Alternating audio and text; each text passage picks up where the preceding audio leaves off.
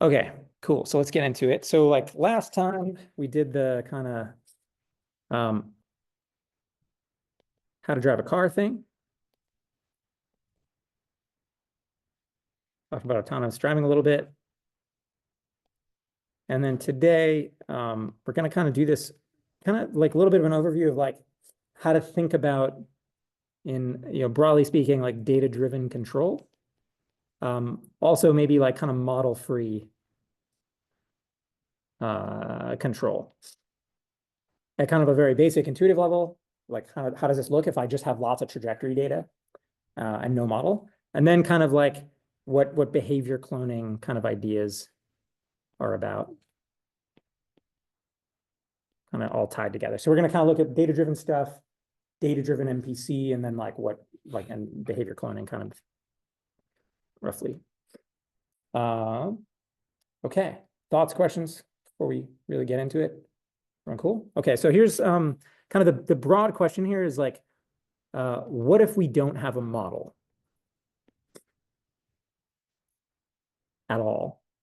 And like contexts where this, is a thing where people really think like this is where you have, for example, like squishy, weird, soft stuff, like current areas where this is like being applied are things like cooking, where you're like spreading peanut butter on toast kind of thing, where it's like a deformable thing. It's kind of weird and fluidy. Modeling that would be a giant pain. What is the state vector? That kind of stuff. Or like folding laundry, where in principle you could model like cloth as like with finite elements or something like this, maybe really expensive and really hard. And maybe you don't want to do that. So stuff like this, right? Where it's not a multi-rigid body situation, but there's kind of like potentially challenging to model or very expensive to simulate kind of dynamics, and you don't want to do that. And instead, what we've got to work with are input-output data. So like the context in which this is currently being practiced is a lot of teleop. So you've probably seen these Aloha robots, like manipulators, little controllers, and you have somebody sitting there teleoperating the arms, spreading the peanut butter on the toast, whatever, have them do it 50 times. And what you get out of it are this are the torques, right? Like or whatever, pose references, whatever the input commands are, and then like the outputs. So in this case, it's usually vision, like it's usually a sequence of images, right? So that's kind of the input-output data. And what you would maybe classically think about doing in that kind of context is to do, well, I'll ask, what would you do given that scenario? Maybe, or pick your favorite scenario, like anything, where if I gave you a whole bunch of input-output data, so Y's and U's, like what would you do if I gave you a control problem like this? So you can have a lot of data, you can have a ton of data, but you just have like this YU data set, and then you have to go control the system. Like what do you think you would do there? Yeah, so I think that's probably the most standard classical approach. Like you would fit a model to the data. You do system ID, model learning, whatever you want to call it, whatever function approximator you want to use, whether it's like, ABCD linear system model or neural network, model, whatever it is, you would kind of like do something like this. So you fit a model.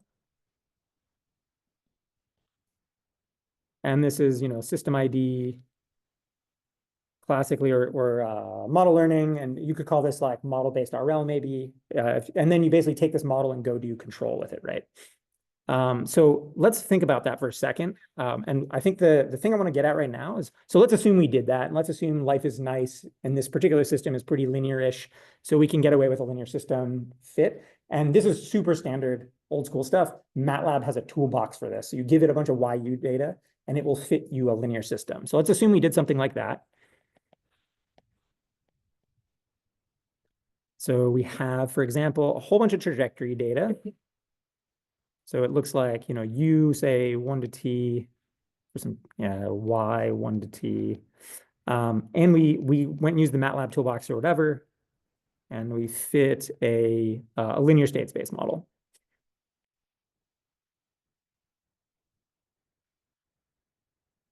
So in particular, let's say we've got something that looks like this. We have like xk plus 1 equals axk plus buk, and then like yk equals c times xk. So the stuff we've looked at a whole bunch, right? Okay, so I want to kind of point something out really quick, and like maybe pose this as a question, like if I just have y's and u's, how do I define the state in this context? So this could be some arbitrary system. I don't necessarily know anything about the physics. Like, what is X here?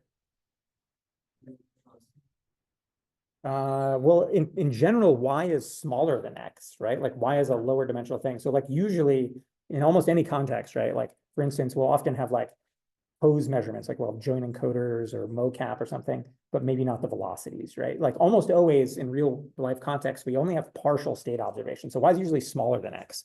So in fact, you can't usually recover X from a single Y. You usually need a history of Ys to get an X, right? And that's what Kalman filters are about and all that kind of stuff. So let me point something. So chew on that for a minute. Like, how do I define the X if I only have input output data, which is standard, right? Like this is the real thing. In particular, check this out. So if I define an arbitrary change of coordinates. Just for clarity, yeah. when you say, how do you define X? Do you mean like what is even dimensionality of X? Well, you can figure out the dimension actually.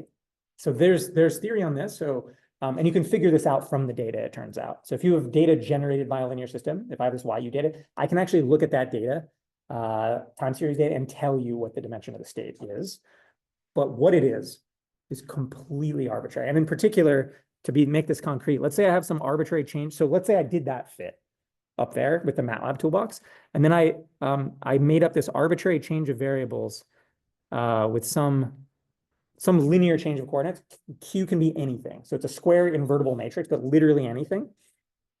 I can go plug that into the thing above and write the following, like x tilde k plus 1. If I looked at the original equations, I could rewrite them like so,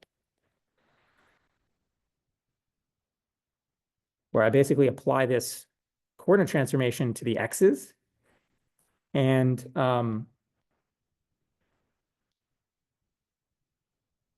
rewrite the whole thing now in terms of this x tilde. And it's completely invariant. Like the YU data does not change at all. So this like x tilde dynamics fits the data exactly the same way. And like that Q can be anything. So what this is kind of telling you at the end of the day is that, okay, hot take, states are not real. Like states are a made up thing. They're like this idealization that we have in our brains that we kind of like, maybe we like if we write down our own physics or whatever. But at the end of the day, the only things that are physical are the inputs and outputs. Like the inputs are the torques or whatever are on your actuators, and the outputs are whatever's coming out of your sensors. Those are real things. They have real units, blah, blah, blah.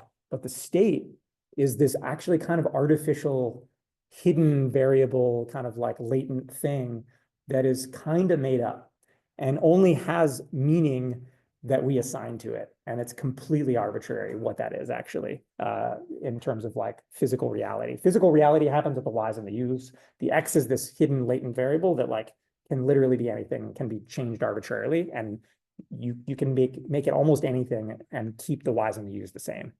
Yeah. We like especially choose a coordinate change that's like as decoupled as possible. Maybe that's a thing you could think about doing. It turns out that's actually hard to do in general. For an autonomous system, linear system, where it's just x dot equals ax, you can always do that. You can like diagonalize. Turns out for input-output systems, it's a lot more subtle, and you can't always do it. You can try, and you can kind of get it to like as decoupled as possible in some block kind of way, but you can't always do it. Like just as a square or Kind of, yeah. So yeah, I know it gets kind of tricky, but yeah, okay. The message is, so yeah, like I can basically define this like tilde system. So this would be like A tilde, B tilde, like C tilde, such that the inputs and outputs don't change, but the state can be arbitrarily different. And so like this is I think a worthwhile thing to kind of keep in your brain. If you're writing down physics from scratch, then you maybe like have particular choices this you might make. But if you just have kind of input output stuff, there's not really any choice that's better than any other choice as long as it fits the data. And so kind of the takeaway from here is if I'm doing this data-driven stuff and I just have inputs and outputs, like, should I even bother with a state? does it even make sense to like have this weird arbitrary thing floating around that's kind of made up, that is kind of at the end of the day totally unphysical? Like if I'm just doing this data-driven fitting stuff, X doesn't mean anything. It's an arbitrary thing, right? So like, can we just skip it?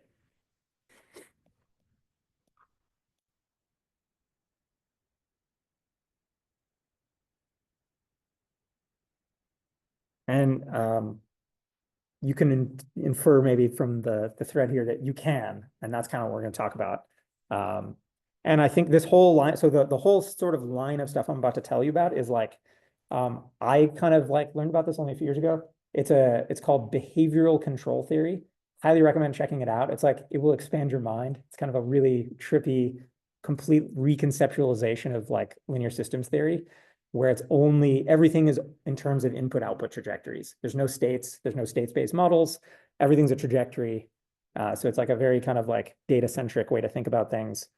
And I don't know, it's really deeply interesting. Like it makes you really rethink how things, like, so for instance, how do you define controllability and observability if the only things you have are input output trajectory data? There's ways to do it, and it's kind of like really makes you rethink things. So that's what we're going to talk about now. And if you're kind of into this, I can point you to some other references to check out.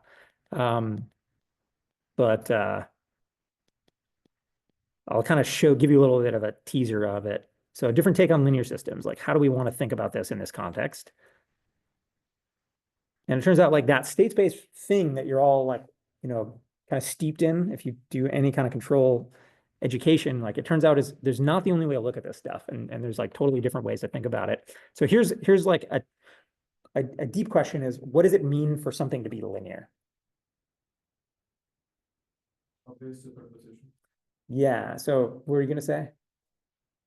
Yeah.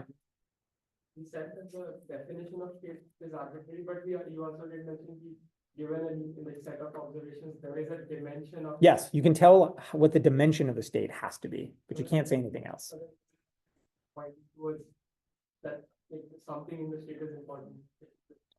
Yeah, like there's some invariance property here, right? Like literally what you can say is there's like the y's and the u's have to stay the same, but the x in between can be anything of certain size. Can be any vector of a certain. So what that's telling you is like there's some like kind of preservation of information kind of floating around in there. But there's an infinite number of choices for x. And there's no reason to prefer one over another. The choice might not be, but even if you take, let's say, some other approach, like it should be of a similar dimension that pops up.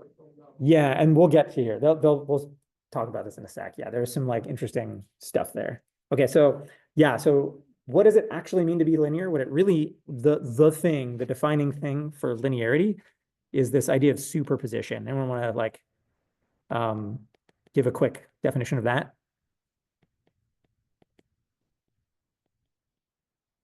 Anyone?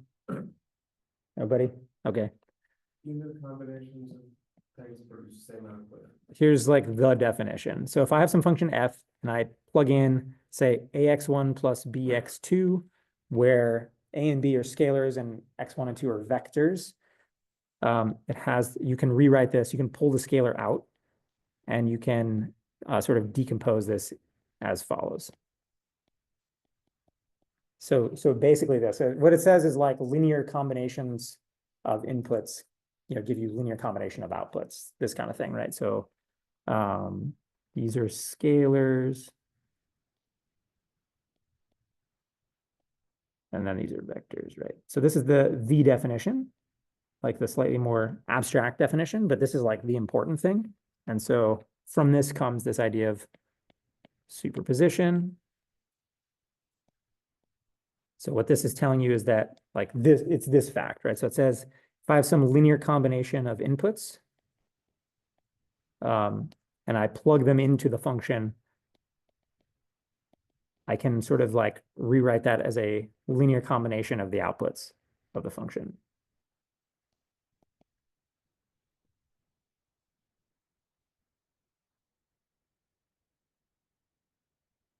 Cool. And so yeah, if you make f of x a times x for some matrix A, then this falls out. Like that's kind of what it's getting at, right? Okay, so that's true of a linear function. And so the like key leap here is that this superposition property, if you have a linear dynamical system, superposition holds for trajectories of the system.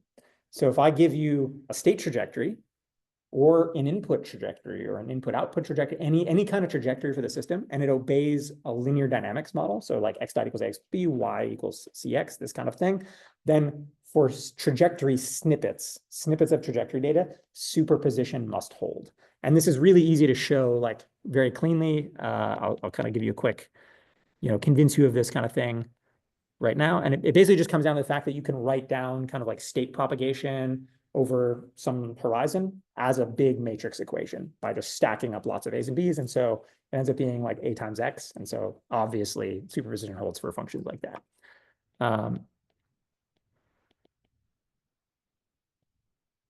So let's sort of show that real quick.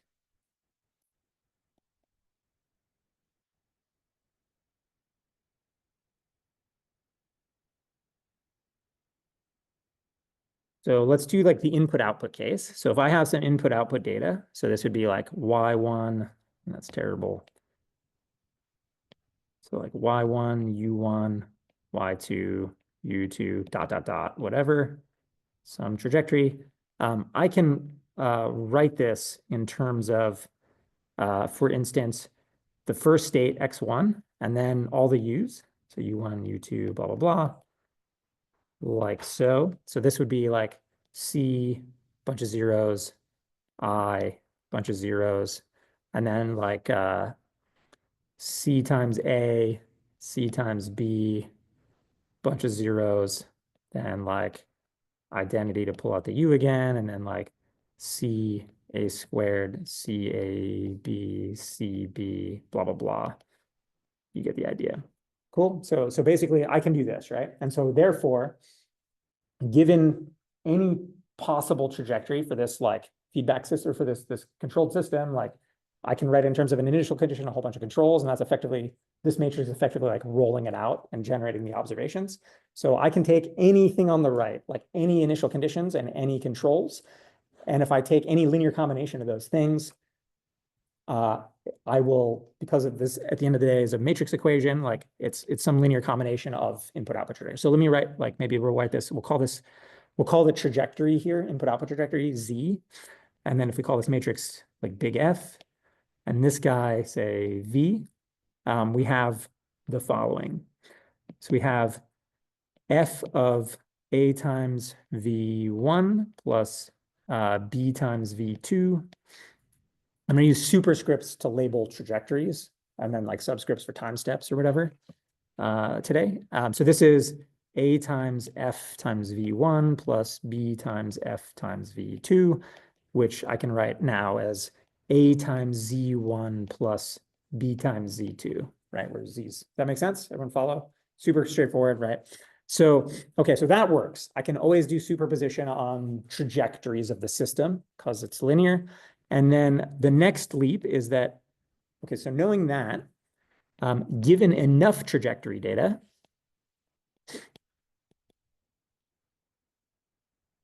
so for some finite length, finite horizon, let's say I went and, drew a bunch of random X1s and random U's for, let's say it's 10 time steps, whatever it is. And I went and generated a whole bunch of trajectories like that. If I did that like some big N number of times and generated a ton of trajectories, eventually I can take all those trajectories and there'll be enough stuff in there. If I basically drive the system with random noise or whatever, that set of trajectories will span the space of all possible trajectories for the system. Because remember, it's a linear system at the end of the day. Things are linear, superposition holds, blah, blah, blah. So physically realizable trajectories, i.e. trajectories that obey the dynamics under these dynamics, at the end of the day, form some kind of linear subspace in the space of all possible trajectories, right? So that basically the trajectories that obey the dynamics constraints form a subspace. And if everything's linear, if I generate enough of those trajectories, eventually I'll span the whole space. And so I can then generate any possible trajectory by taking a linear combination of this finite set of random trajectories that I've generated from rollouts or whatever. Everyone follow this? Cool. So if I draw enough random trajectories, now I can make any trajectory I want with linear combinations of those. So we can span the space of all possible input-output trajectories of a given length. And that looks like, for instance, some Z output trajectory, right? I could always write down as like some linear combination of, so like A times Z1 plus B times Z2 plus C times Z3 plus ... out to Z whatever, right? Where those superscripts are trajectories, right? So if I generate a lot of trajectories, and then this thing I can rewrite as some matrix where each column of the matrix is one of these input-output trajectories. Z2, Z3, ...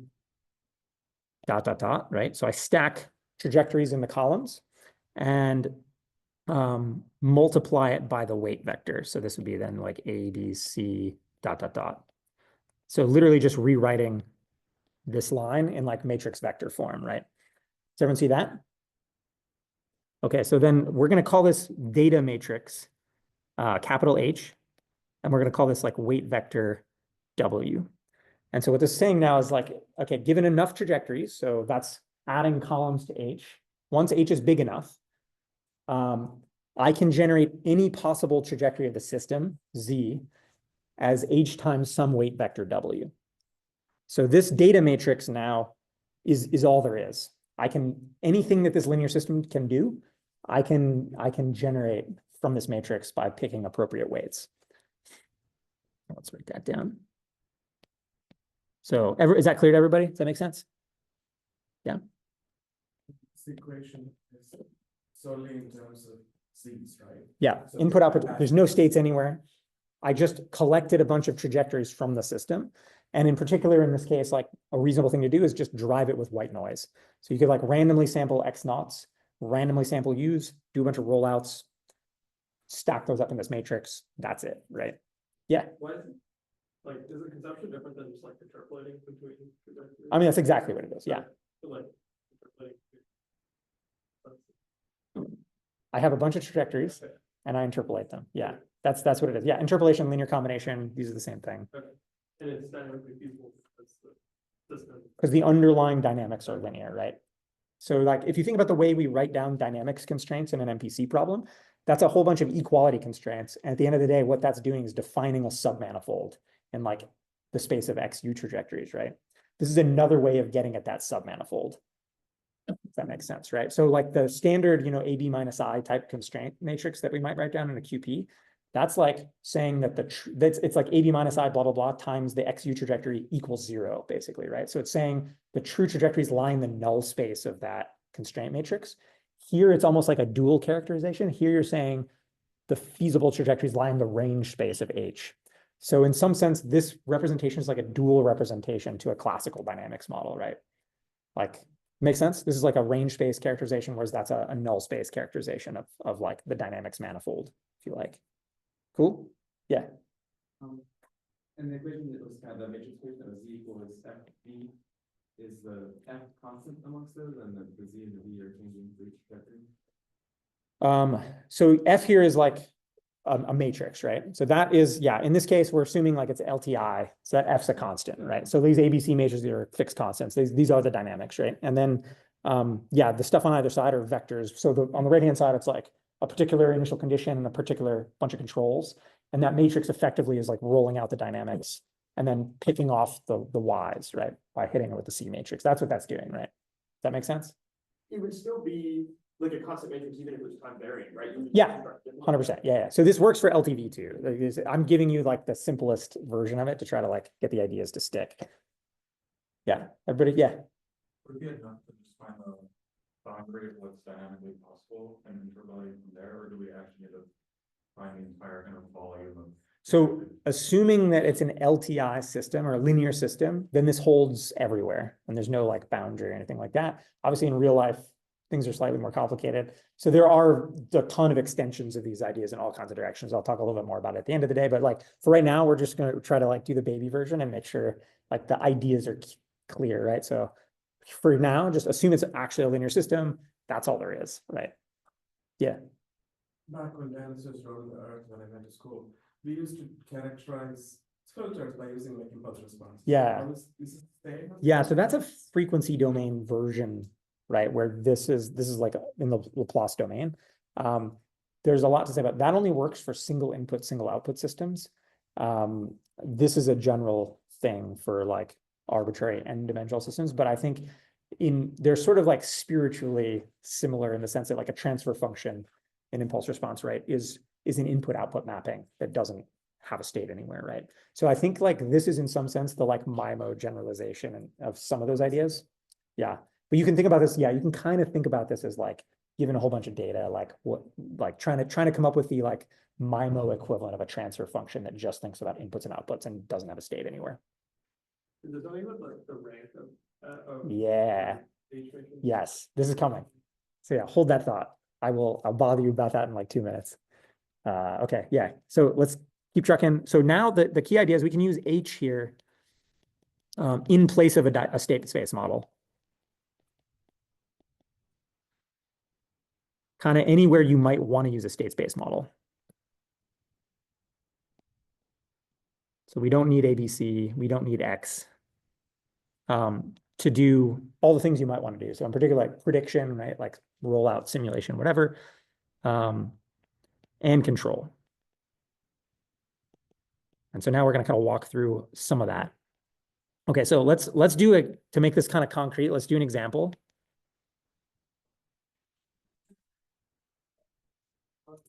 Yeah, I mean, this is like, I'm just trying to show you how this like superposition argument kind of works out. Like the argument here is that you can basically take linear combinations of that thing on the left, and that's all you need to form any possible input output trajectory, because the underlying stuff is linear. I mean, that's all I'm trying to tell you here, right? In a concrete kind of way. Okay, so for an example here, we're gonna like, again, baby steps, we're gonna take this really slow. So what we're gonna do first is do a state prediction kind of thing, which is equivalent to simulating, right? For a simple linear system for a damped simple harmonic oscillator. So just to remind ourselves of what that means for the non-mechanical people, this would be something like a spring and a damper. So that's like F equals ma, right? Spring and a damper, K is a spring constant, C is a damping constant. You can write that in state space in continuous time like this. And everyone knows what this is supposed to look like, right? It's supposed to like oscillate and like damp out, right?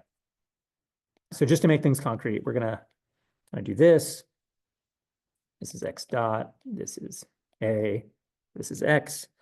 And then like sort of what we're gonna do is we're gonna generate a bunch of trajectories from this guy. I'm gonna kind of like write out what we're doing and then we'll do the code. So we're gonna get something that looks like this. So Z is, some vector. So the first version of this, we're gonna do it on states, and then we're gonna do it on output Ys, and I'll show you kind of both.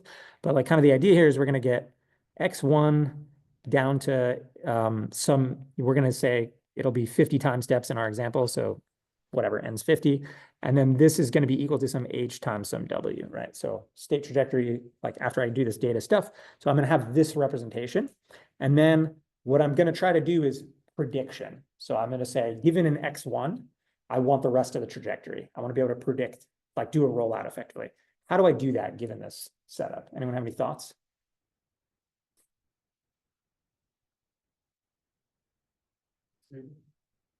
No. I mean, you might use an SVD somehow to accomplish it, but like the very, very basic idea of like, what am I actually going to do here? So if I give you an X1 and I give you H, how would I predict the rest of the trajectory, like raw out of trajectory? Find the two closest X's on either side and then just interpolate between them. So yeah, kind of like, so the gist is, okay, so a way to think about this is H is this like defines a data manifold, a trajectory manifold. And what I want to do ultimately here is find, so any dynamically feasible trajectory is a point on that manifold. In this case, it's a hyperplane, like just a plane, right?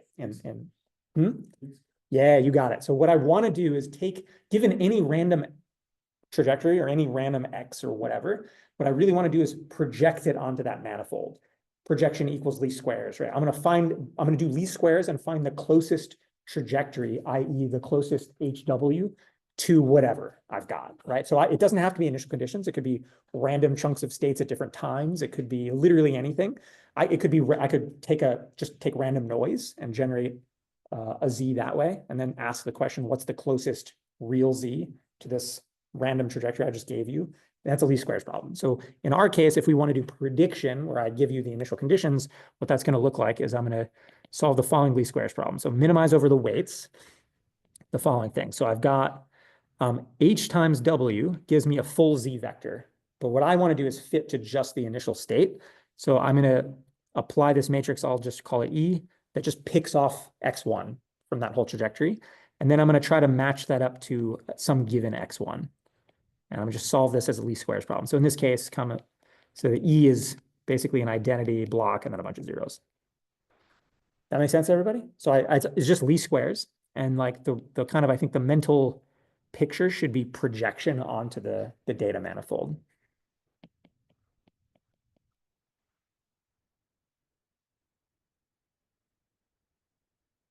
Okay, so let's, oh yeah, so that's what it looks like. And then this is just least squares, right? So I can do this a bunch of ways. This has a closed form solution in terms of a bunch of matrix stuff. It's a pseudo inverse, right? People have seen this before. So I'm just going to write this down for you. But literally you can do this, right? You just write that out. You like FOIL that, take the gradient, set the gradient equal to 0. A caveat, like you shouldn't actually do it this way because it's numerically bad, but this is the simple closed form solution. And that we're going to do because it's good enough for today. And we don't need to have that whole boondoggle. So if I go set the gradient of that thing equal to 0, I'm going to, and solve for W, I get W equals H transpose E H inverse H transpose E transpose X1. And then if I want to recover the full trajectory, I do Z equals H times the W, right? I could apply H to the front of that whole thing, right? And get it like kind of in closed form. Okay, so let's look at this real quick. And I should have moved my podium so I can actually see crap. Grr. Okay, so simple harmonic oscillator, I don't know, case 10, C's 0.2, whatever it's made up. 10 hertz sample rate, 5-second time horizon, standard stuff. So I don't know, here's some initial conditions, here's a plot, so we're all on the same page, right? It's a damped oscillator, it's going to damp out whatever, there's position and velocity. So now I'm just going to go generate random trajectories. So I'm going to generate 10 random trajectories. I'm going to sample a random X1 and just roll it out. Cool? Okay, so there we go. And then I'm going to stack these in the columns of this H matrix.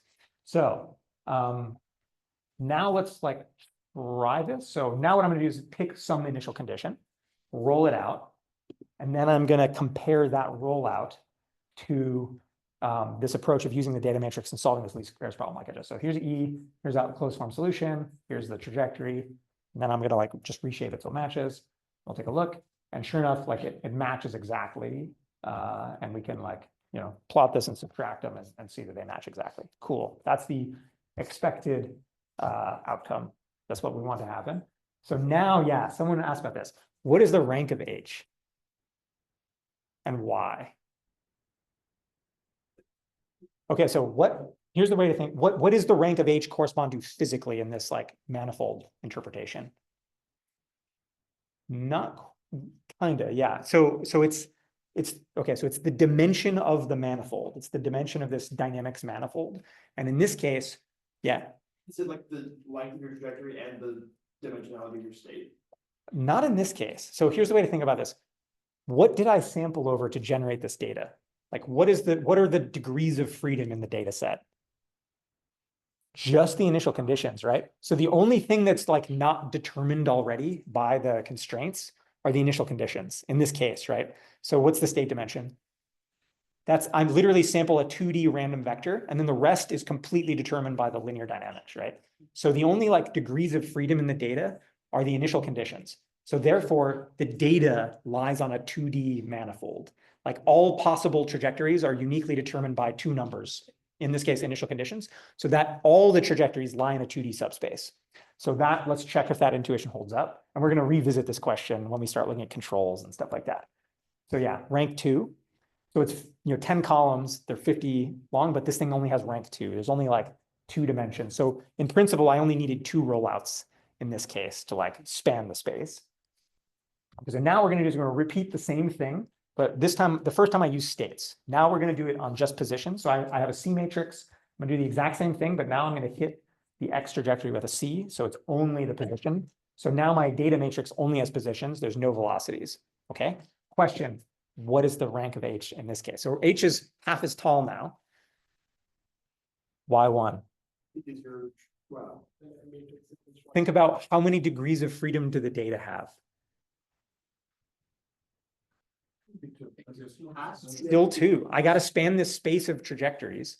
And to generate the data, I sampled a 2D random number and then I rolled out, right? So like in some deep sense, the number of degrees of freedom in the data is 2. That's how many random things I had to sample to like generate this.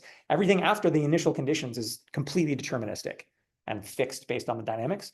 But I need, if I were to in order to uniquely determine a trajectory on that, out of that data set, out of that manifold, I need initial conditions, which is 2 numbers. So it doesn't matter what the Y is. And this gets back to like, how much data do you need? How do you know what the state? You can tell what the dimension of the state has to be, even if you don't have the state, just from the Ys. And it comes down to this: what's like the inherent dimensionality of this data? And in this case, that boils down to like the rank of this data matrix, which is the dimension of the space. So yeah, it's rank 2. Yeah. Mhm. If you just one, there's no way to know this. Yeah, I check. If you gave me a data set of Ys of finite length, I can do this count. I can like stack it up in H and check the rank. Done. So there's a subtlety here, which is this is perfect noise-free data. If you have noise, it won't be exactly rank 2, because the noise will kind of basically, right now it's perfect rollouts, perfect no noise. So those trajectories really do lie on a perfect submanifold. If I had noise, now they're kind of a little wiggly. So now that manifold's not a perfect infinitesimally thin plane, it's a little fat because of the noise. So now what happens? What do I do now? So it won't be exactly rank 2, but what do you do? That's where yeah. So if you do an SVD, it'll have 2 big singular values and then a whole bunch of little ones that are like order the noise. So you do an SVD and you do truncation based on the singular values, and you can still do this. On these, why do you have 10 trajectories that you're sampling from? It feels like you should only maybe need like 2. You only need 2. You're totally right. Yeah, this is arbitrary. I could make it 100. I could make it, but I have to have at least 2 in this case. Cool. So we agree on that. Okay. So now, yeah, basically I'm going to redo this, but now it's just Ys. So I have initial conditions. I'm going to do a rollout. And then I'll pick off like basically the Y trajectory. And now what I can do is, if I take, for instance, the first two positions, but they could be any positions. They don't have to be the first 2. It could be the first one and the last one. It could be any at any times, whatever. And I'm going to repeat that exact same least squares thing and check what I get. I get a W. I get this H matrix, and now I get, again, position. The positions exactly match.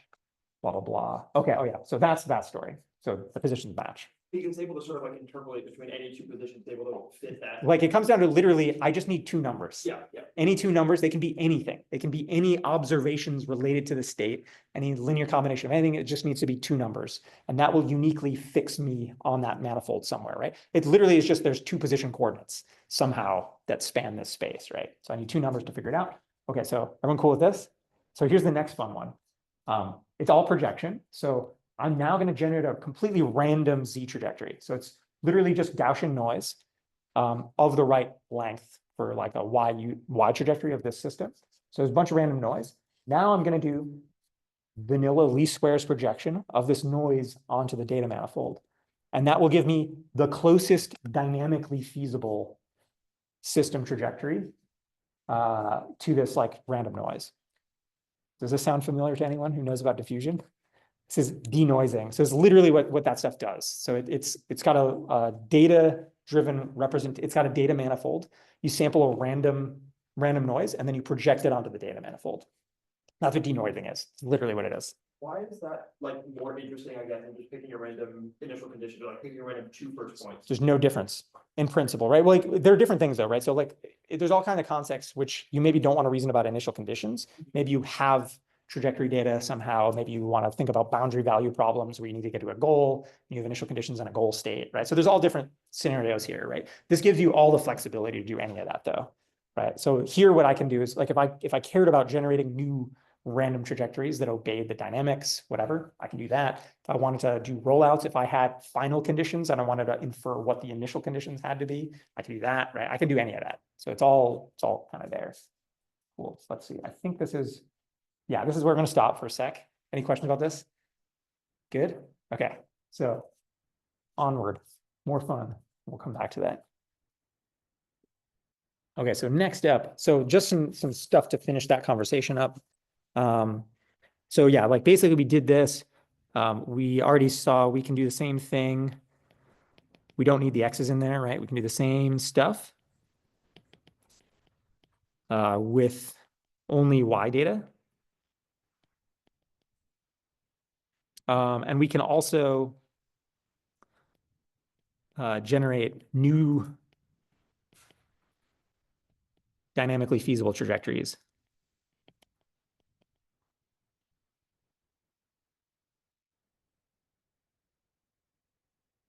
By sampling random noise.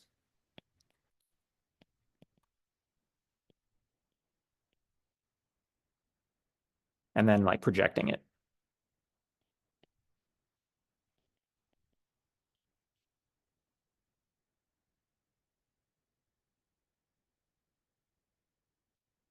Which is called denoising these days. Cool. This also doesn't require your actions, right? So like if you're like watching a person do a task and say. That's literally the next thing. Okay. So excellent, foreshadowing. Okay, so this is just open loop dynamics, right?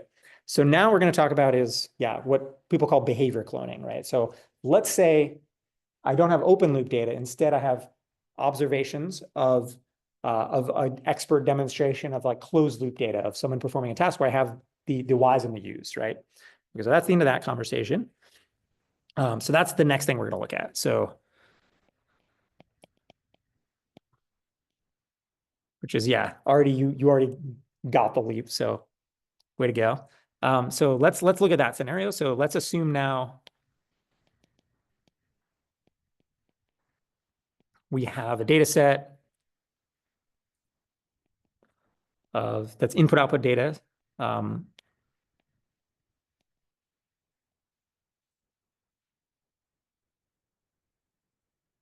From a closed loop system that's being controlled by some like expert policy.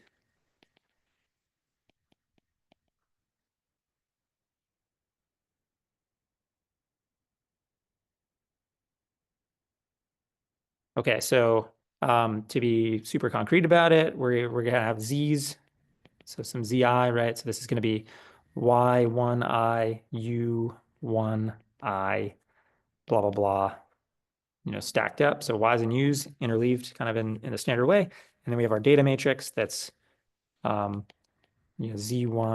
Z2, blah, blah, blah. Okay, so that's what we've got. So what we want to do now is, okay, just basically bootstrapping on the previous argument. If I have this stuff, I should be able to do trajectory prediction just the same as before. So I could plug in initial conditions, some window of stuff, and predict the rest of the trajectory of the closed loop system under this policy. And in this case, that prediction includes the states or outputs and the inputs. So in principle, I get the control. I can predict what the next control under this policy would be. And I can now like go run that on the system and clone the control policy, right? So now just from this input output data set, I can like reproduce the behavior in the sense of like, I could predict what that controller would do. So given some history of observations, so like Y1 to M, just like before, right? There's some number M. So it might, like last time it was 2 positions, right? So something like that. We can predict the rest of the input output trajectory, just like we just did.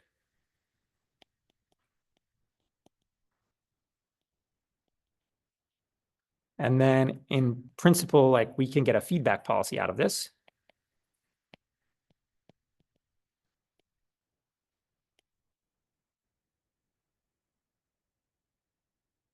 By like, if I plug in Y1 through M, some like short history of, observations from the recent past, I can then do the prediction, and then I can take UM plus 1, like the next control from that prediction, and run it on the system.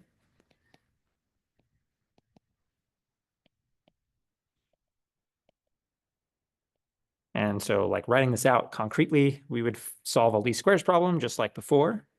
That in this case looks like, so we have H times W, and we're going to pick off some Y's here with, we'll call this big matrix Y. So it's got some identity blocks that are just picking off this Y1 through M, these like recent observations. And the Y here is going to be, basically some identity stuff, bunch of zeros, identity stuff, bunch of zeros, like just picking off whatever the first couple observations are that we care about.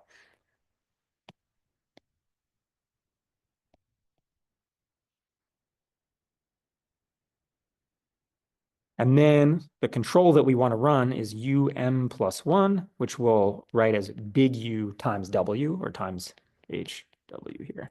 And this is right. It's just an identity block in the right spot to pick out that particular U that we want. Okay, is that clear to everybody? Basic idea. It's the same thing. It's just doing prediction, but now we have input-output trajectory data. So we just predict the input-output trajectory, and we can grab the next control out of that. So let's go look at that. We've got so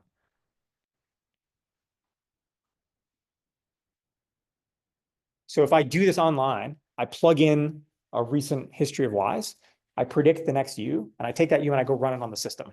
And I just do that over and over again. Yeah, the Ys are from the system. I do it online. Yeah. So like so right now, I'll take like the Y from right now and say the last few. And then I'll get the U that I should be running right now, put that on the system. Next time step, I take the current Y, the last couple Ys, do this again, get a U, run on the system, right? Make sense? Okay, so let's go do this and I'll show you some fun stuff. So first thing I want to show you is we'll do it on this system, this simple harmonic oscillator. So we're now going to do the same thing, but we're going to generate an LQR controller, some like Q and R. We're going to do, so there's the K matrix, cool. Oops. And then we'll do a closed loop rollout from whatever initial condition, just to kind of get everyone on the same page. Oh, it's got a, okay, so cool, whatever. It's doing some behavior driving to the origin, fine. Okay, so now we're going to do the same exact thing.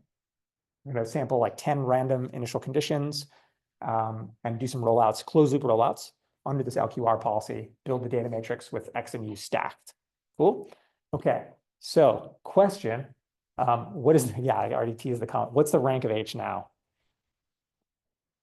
With both the Ys and the Us in there, or the X's and Us or whatever. What should it be? It should be the dimensional statement, whatever the dimension. It feels like it would matter because it's still only determined by the initial condition. Exactly, you're right. So it's the same. It's still rank 2 in this context, because literally think about the data generation. I'm only sampling an X naught. Everything after that's deterministic. So the data is still on a 2D manifold here. It's literally, it's no different, right? It's some closed loop A that's rolling out the data. Yeah. Doesn't matter what A that is. It's a 2D state and it's closed loop. So it's the same thing. It's just a different A matrix, right? Cool. Okay, so here you go. Rank 2 still. Okay, so now we're going to use this like the way we just said. So we're going to do, so basically solve this little least squares problem. There's the closed form solution like we just saw. Pick, there's the Z. And I can like check that out, cool, whatever. And I can pick out the first control. And I'm going to, in this case, compare this to what I got with LQR. And hey, they match, cool. So I have the same feedback policy. I can imitate the expert. Even cooler than that, if I kind of take this least squares math and, stick the right stuff in front of it, I can actually recover the K matrix, the actual LQR gain matrix straight out of the data. So that's what this is doing. And let's see if that matches. Hey, look at that, it matches. So I can actually pull the feedback policy out too, if I wanted to, from this data. Okay, so this is cool. just for fun, this was kind of a huge pain, but I was kind of into it. So I did this on the 2D quad rotor from class. So here's all this stuff. So LQR, we did this in class, right? This was like from a while ago. But just to kind of show you what this looks like. Okay, so we're going to generate, yeah, like, I don't know, 20 trajectories, random trajectories under the LQR controller. Cool. And then this is output feedback. So this is just Y's. It's just the pose, no velocities. And I'm going to generate the data matrix and do all that stuff. And then here's what the controller looks like, right? It's exactly what wrote down. So I grab I do it from my last couple of observations, grab the predicted control out of that, and that's now my closed loop. Here you go. And we can run that on the quad rotor, and it works basically like you would expect, and it imitates the LQR policy. So I can like go, whatever, do this sort of thing, and it does the expected behavior. It basically exactly matches LQR, like the way you'd expect. Kind of cool. So again, yeah. Like previous Ys to like just meet the dimensionality of your state, right? Yeah, so that's right. How many Ys do you need? In this, well, in our oscillator case, you just need two because you have two-dimensional Sure. state and Ys one. In general, how many do you need? The game of X over the dome. It's not that actually. Okay. So in general, what it is how many Ys do you need to uniquely recover the state? And that's, did we maybe when we did the Kalman filter stuff, did we talk about observability? Yeah. So, okay, so the observability matrix tells you this. So it's how many times, so if Y is like the full state, it's 1. If it's, but what that controllability matrix does, it's C, then C times A, blah, blah, blah. What that's telling you is how many, the A's in there, that's time lagging the Y, right? So it's telling you how many time lags of Y you need. And if you look at that controllability matrix, basically it's how many columns of it do you need before it becomes full rank? That tells you how many Ys you need. It's basically that thing is literally telling you how many time lags worth of Y you need before that thing becomes full rank, which is equivalent to, being able to recover the full state. So that's how many you need in general. Wait, but how is there still like an idea of observability if there's no state? Yeah, like in this case, you can figure it out from the ranks of these things. So it comes down to how many constraints do I need to make that problem well posed. So there's some like rank conditions on these matrices, and basically I need enough Ys. I need a certain number, minimum number, for that problem to have a unique solution for it to be well posed. And that's kind of what it comes down to. That make sense? How do you like work that out? Because it feels like you were just like the observer's kind of built in. So it's like, Yeah, totally. You don't have your A or your B. It comes down to it's rank stuff Yeah. on the data matrix. Yeah, so Okay. it's checking of ranks, and yeah, that you can kind of get at it, right? Okay, so that's fun. Okay, questions about this? Cool. All right, next up. But is it going to be that your like YHW, the rank of your YHW matches the expected rank, or is that So because like I feel like as you expand Y, the rank of that should probably go up. Because yeah, basically, so in this sort of like rollout case, it's literally H is rank 2. That means I need 2 numbers to uniquely determine a trajectory. So if Y is 1-dimensional, I need 2 Ys. That's it in this case, right? So literally just how many pieces of data do I need to uniquely specify a trajectory? Make sense? Okay, so cool. So we did this like cloning an LQR policy.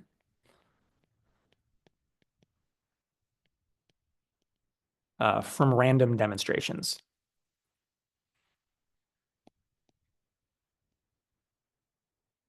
And we showed both on the like toy problem and on the quad rotor, you can do this, you can recover the LQR solution. You can, even if you care, back out the actual LQR gain matrix for the special case of Y equals X, right? In that case, that was how we got it, but you don't need to, yeah.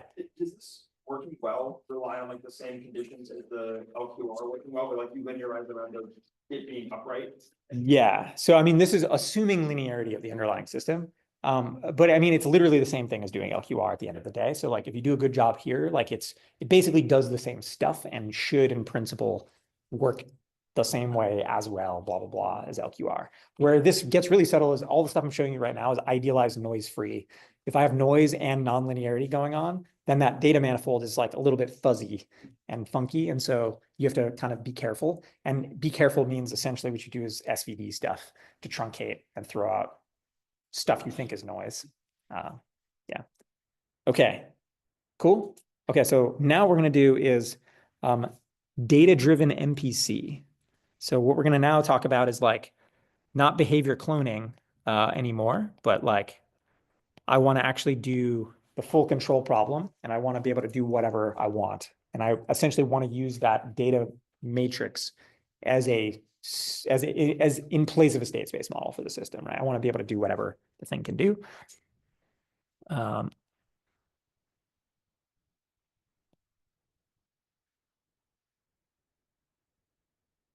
So we can use this data matrix as our dynamics model effectively.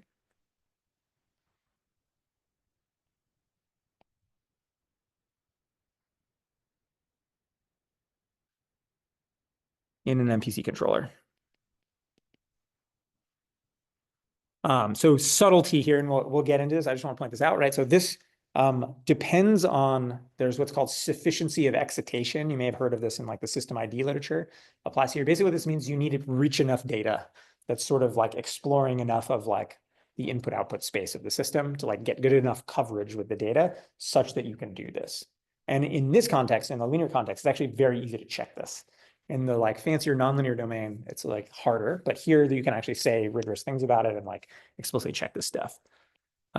So I'll mention a little bit of this and maybe show you some stuff. So we need a data set with so-called like sufficient excitation.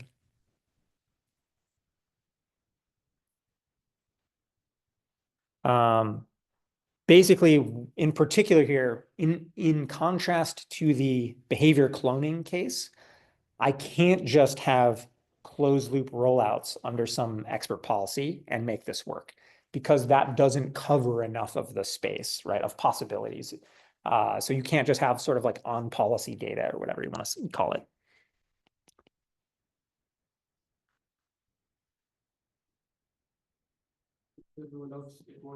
That's right, yeah. So you can't have just rollouts under a single policy and make this work. And I'll make this clear maybe in the example.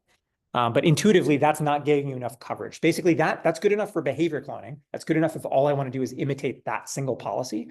But if I want to be able to do other stuff that isn't on that particular policy, I can't, because I don't have coverage off of that sort of manifold of possibilities, if that makes sense, right? It's like learning the model that you're learning the controller sort of. Yeah, kind of. It's learning a general like a general model with a control input. Basically, this is equivalent to learning f of x comma u versus learning f closed loop of x, if that makes sense, right? So I need more stuff to characterize the space of, like literally in the previous case, in the cloning case, I'm learning a closed loop autonomous dynamical system, right? Just in f of x. Here I want f of x u because I want to be able to play with u and do other things. In the previous case, literally all I'm doing is imitating that closed loop system. So it's actually a lower dimensional learning problem, right? I'm actually having to like learn less stuff in that context. So it can't be just the closed loop stuff that we had last time.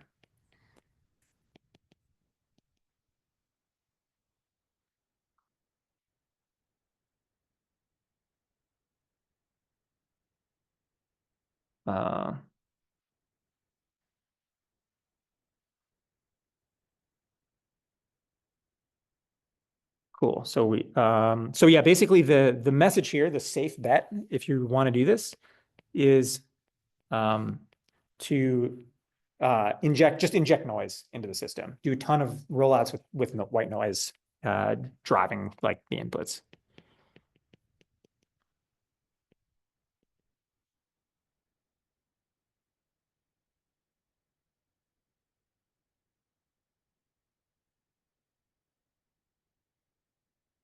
Okay, so here's kind of the setup. So we're going to have a data matrix, just like before.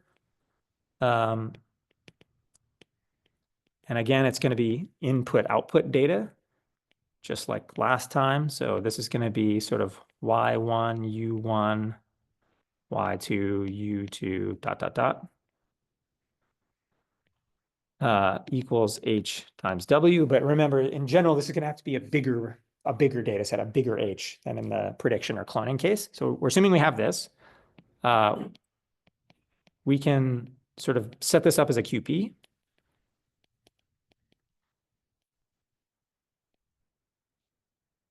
So we're going to sort of similar to before, but it's a little bit different flavor. So it's not just a simple projection anymore. What I've got now is I'm going to minimize with respect to the trajectory z and the weights. And you can write this a couple different ways, but the gist is I'm going to have some control cost. I'll write this as z transpose qz. So this is like an LQR cost, right? But in this case, the z's are y's and u's. So it's maybe slightly different. If c is the identity and y equals x, then this is exactly an LQR cost, just kind of stacked up, right? Subject to a constraint where z equals hw. So that's basically taking the place of my dynamics constraint, right? So z's the yu or xu trajectory, and it has to be, on the dynamics manifold. And then I'm also going to have a constraint here where I set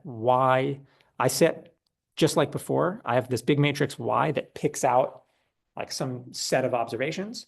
And then I'm going to set that equal to my actual observations, little y. So little y are the actual sensor measurements. And then this big Y matrix is picking out the first few observations from that Z trajectory.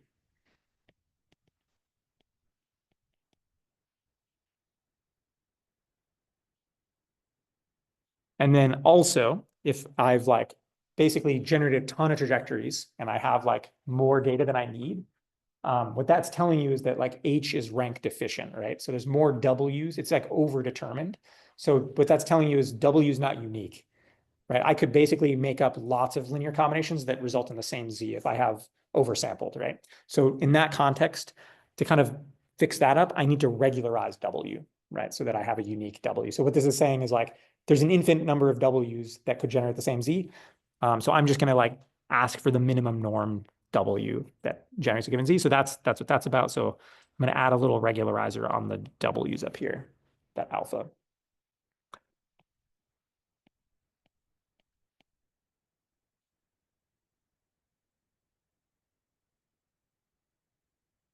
If I magically knew exactly, in the previous case where rank H was 2, if I knew that and I could make H just exactly 2-dimensional, then I wouldn't need this regularizer term. But in general, I'm going to oversample and it's a little messy, whatever. Okay, so cool. That's the QP. I can like solve this the ways we know how. Yeah.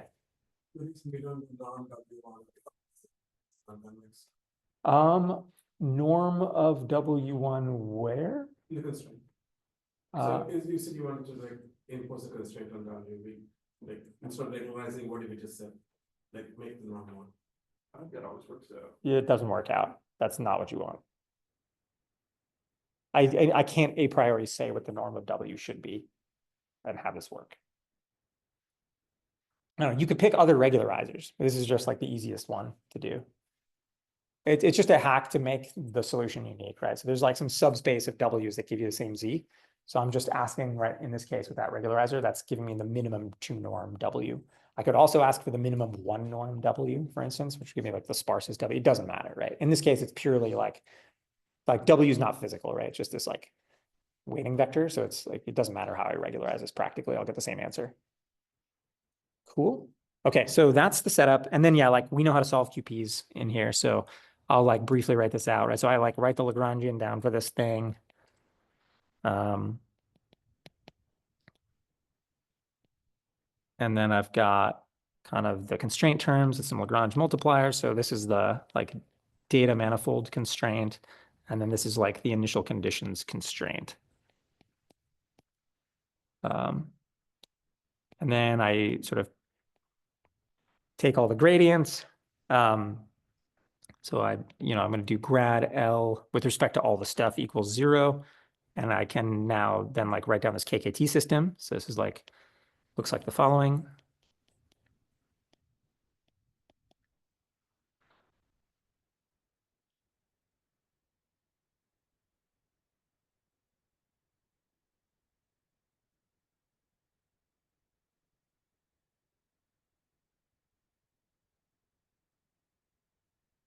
this guy. Then we got Z, W, lambda, mu. And then the right-hand side is all zeros except for the like initial conditions or observations or whatever. Cool. So I saw this QP. I get out like a full like Y U trajectory in the Z, and then I just pick out the first control and run it on the system like we always do with MPC. The interesting nugget here, right? The biggest difference between this and like conventional MPC is that this is output feedback MPC. There's no state in here, and I don't have a separate state estimator. I literally just take the observations, plug them in, and get the controls out. So this is a input-output, like totally output feedback, like flavored MPC controller, which is like kind of interesting and weird and different. Same as the last one, you kind of get the observer pretty well. Yeah, so the observer is like kind of baked into this in some weird sense, but I think that maybe is the wrong way to think about it. Like we've basically just eliminated the notion of state. Like there is no state. States are not real. I don't need a state observer because there's no state.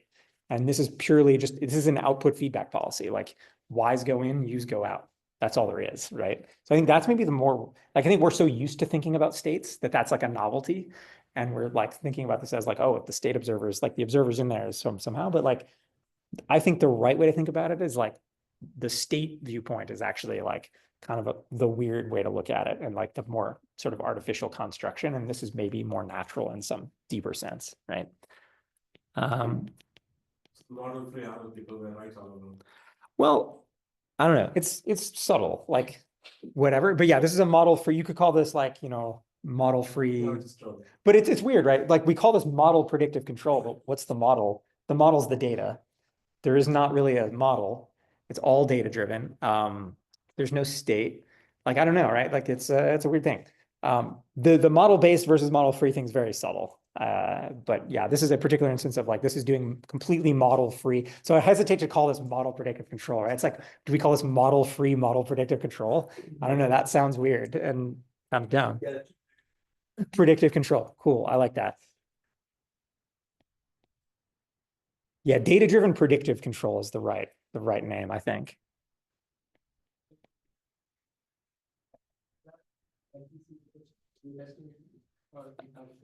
Can't say. I mean, like in principle, if there's noise-free, if everything's noise-free, this should give you the exact same answer as like doing more conventional stuff, right? So this is, yeah, uses Y instead of X. And yeah, there's no separate state estimator.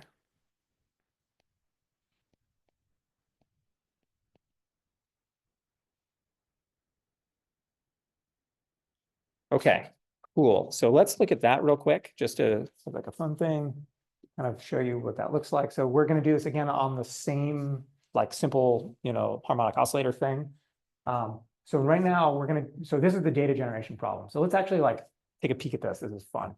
Okay, I'm going to go back to like 10 samples. So now what we're doing is we're generating random initial conditions and random U's, right? There's no feedback in here. I'm just doing random noisy rollouts, driving the system with noise.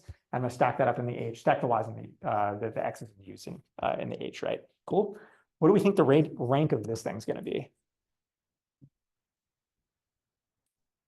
What do we think? Like, what should it be? Think about it again. It's just like how many degrees of freedom are in the data?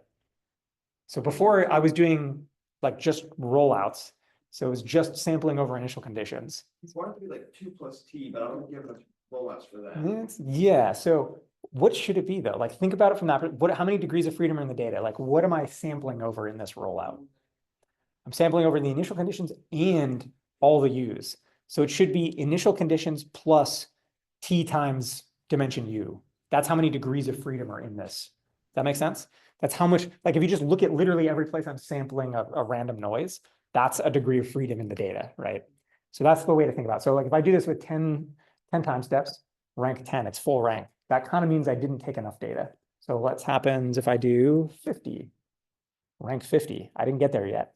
I think like every trajectory is kind of unique, where like Yes. they're all, Yeah. So in this case, if I go to 100, you'll see it saturates out at 51. So the answer is 51, which if you pay attention, it's 2 plus 2 plus 1, yeah. exactly. It's dimension of X plus, yeah, dimension U times the number of time steps, right? So that's what it works out to.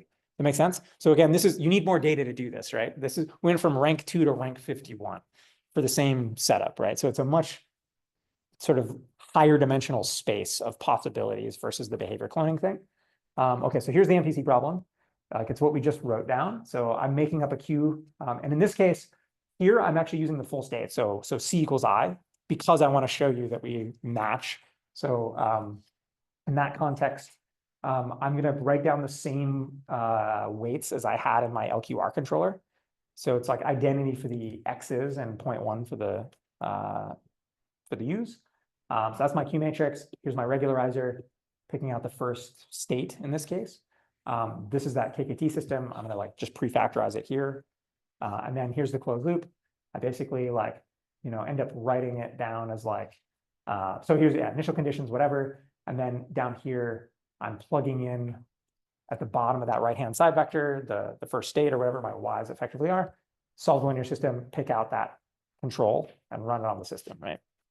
And just to show you, right, this ends up matching exactly this LQR rollout, but I didn't do behavior cloning. I actually can go in now and generate other things, right? So in particular, I can go change the cost function and get other stuff out of here and like have effectively other policies, right? So if I downweight the controls, do this again, I get something like this that's more aggressive. If I increase the weight on the controls, say, I get something like that's more conservative and like wiggles around more, right?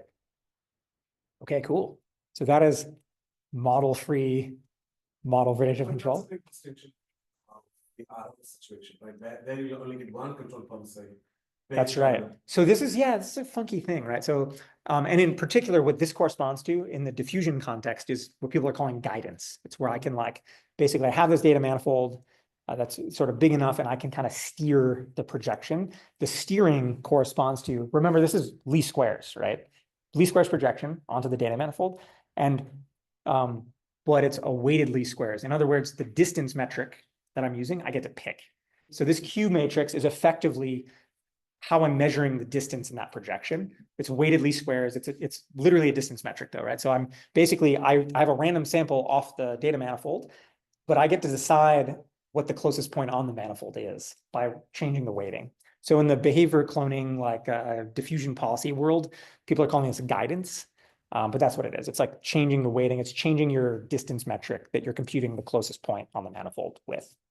Like we talked about with RL stuff, if you, like running this, it feels like it has to be in sim, because like you don't want to fly your drone and have it just like feed. Yeah, so what you could do in practice, right, is if you had like kind of an expert controller, if you had some nominal controller that worked, you could run that and then inject noise on top of it. So Okay. sort of wiggle around a little bit to generate the data. I guess it just be like linearly independent. Exactly, yeah. So if you ran a baseline policy and injected random U's on top of it that were smallish, you could do this same thing and it would still work. Does it require that your state is also like perturbed, like being over here and injecting U's versus being over here and injecting U's? Yeah, but you'll get that. Sure. Yeah, like because you'll visit lots of states anyway, right? So if you just reset it and like drove it random noise, you would be fine. Our expert policy does not allow us to like get the data that covers the entire. Like if you inject random noise, you'll basically be fine. Yeah, if you generate enough trajectories with random noise, yeah, you'll get there.